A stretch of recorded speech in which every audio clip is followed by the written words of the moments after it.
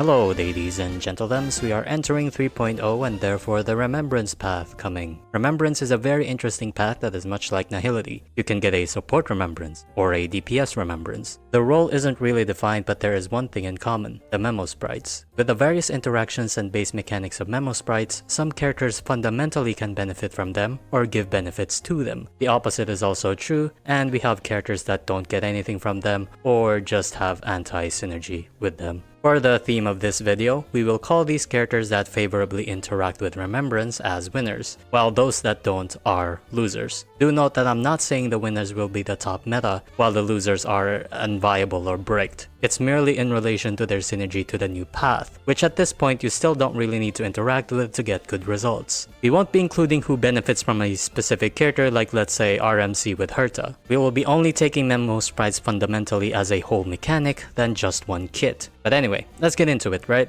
Sorted by roles, who are the winners and losers of Remembrance?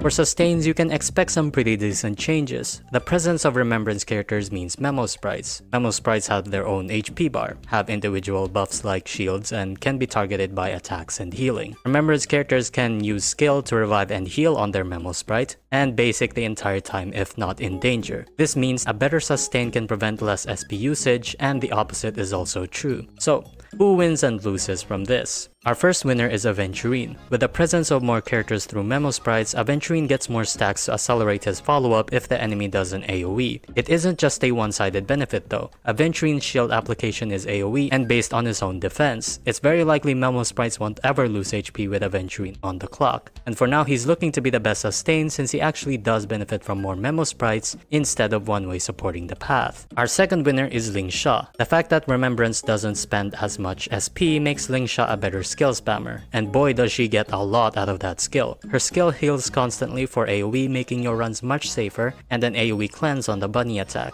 Healers are generally more prone to have their teams get one-shotted once you get unlucky enough, but having more memo sprites does mean it's less likely for the enemy to hit the same ally twice, improving RNG to your favor. It can also be manipulated to your advantage, as a low HP memo sprite can trigger Ling Sha's counter easier. You just don't lose in this scenario, I guess. The exact opposite of Aventurine is our first loser. The mere presence of a memo sprite on your team means Fu Xuan now has to take 25% more damage on an AoE attack. Not good. Fu Xuan can also have trouble upkeeping memo sprites since they do have less HP than the summoner, at least for now, and her infrequent healing may be unable to keep your memo sprite alive. In addition, it's gonna be really rough if the memo sprite fights the DOT boss and Fu Xuan getting melted by her lack of cleanse or effect res. Not a good time to be a master diviner defensively, but at least she can provide crit rate to memo sprites, so she's not useless at the very least. Our second loser is Bailu, as if we needed any more reason to call her a loser. Having more party members, i.e. memo sprites,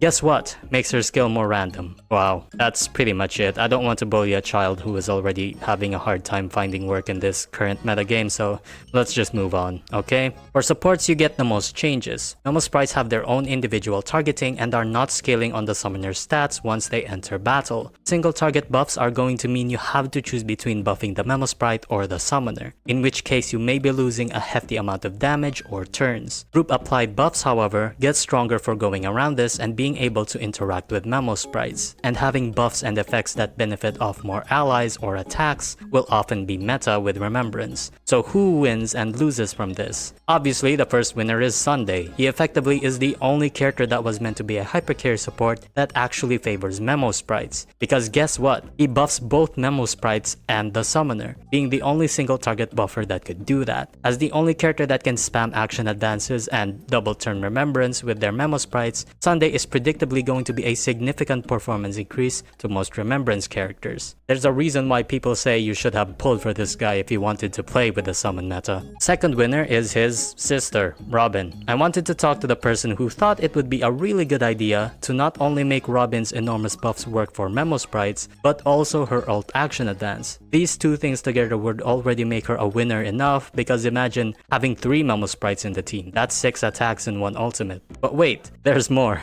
Robin can trigger her additional damage and energy gain from Memo Sprites. She basically treats any Remembrance character like a follow-up character. So now imagine 3 Memo Sprite characters taking a turn and restoring Robin's energy and triggering her additional damage. Her ult will be full by that point when it stops. Yeah, it doesn't look like she's falling off anytime soon, at least mechanically. On the predictable loser list, we have Bronya. As a 1.0 character, it's pretty much expected that she'd be worse than Sunday in every way to the meta archetype. Short duration buffs, purely single target action advance. Yeah, it's kinda sad. At least Remembrance characters needing less SP can make her less stressful to play, I guess. Same goes for the second loser, Sparkle. I will say though, I don't know if this works, but it's too funny to not point out. But if we do get a Quantum Remembrance character, maybe the Memo Sprite itself counts as a +1 for Sparkle's Mono Quantum attack up trace. Big W, I'm sorry, I'm completely being sarcastic. She doesn't appreciate Remembrance too much. Now for DPS. There's actually a few DPS units that remotely interact with Remembrance at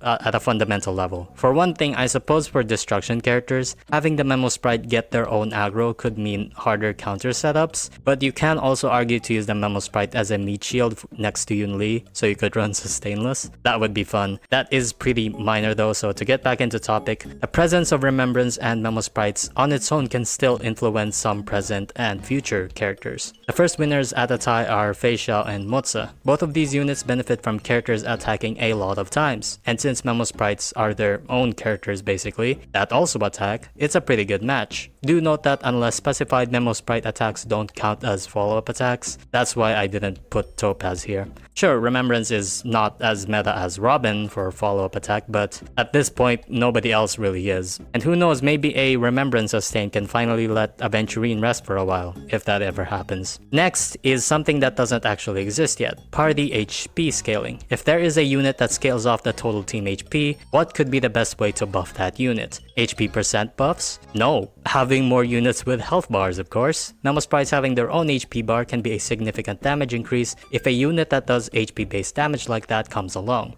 Of course, this is speculation and not something that's happened yet, so don't get your hopes up, but the design space is right there and I feel like it's gonna happen at some point, maybe. First on the losers bracket is March 7th, either version at this point. Since this isn't a sustain section, I'll just say March 7th being a single target shielder does not bode well for Remembrance synergy. But to focus back on Hunt March, you can get either Memo Sprite or the Summoner to be the Shifu, not both. This means she doesn't get a follow-up attack character-like effect that Moza has. She just generates half as many stacks since she has to choose either the Memo Sprite or the Summoner. Ew. Oh, and it's always stuck on additional damage buff, by the way. So even if there is a Super Break Remembrance character, she will not be getting the toughness damage buff. Last on the losers bracket, Acheron. Again, I need to put a disclaimer again. She won't be unviable and she's not gonna be bricked. It's merely an anti-synergy of what her design is. If there are units in the future like Acheron who need 2 of the same path, they wouldn't want Remembrance unless it's a stainless